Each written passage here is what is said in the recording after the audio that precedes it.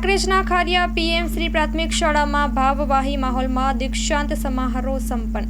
બનાસકાંઠા કાંકરેજ તાલુકાના ખારિયા ખાતે પીએમ શ્રી પ્રાથમિક શાળા ધોરણ 8માં અભ્યાસ કરતા વિદ્યાર્થીઓનો શુભેચ્છા વિદાય સમારંભ યોજાયો। સૌપ્રથમ દીપ પ્રાગટ્ય કરી કાર્યક્રમનો ખુલ્લો મુકાયો। આ પ્રસંગે ઉપસ્થિત મહેમાનોનું શાલ ઓઢાડી પુષ્પગુચ્છ આપી સન્માન કરાયું। શિક્ષણ અધિકારીએ શાળાની સુંદરતા તેમજ શાળાના શિક્ષણ કાર્યને બિરદાવી બાળકોને શુભેચ્છા પાઠવી।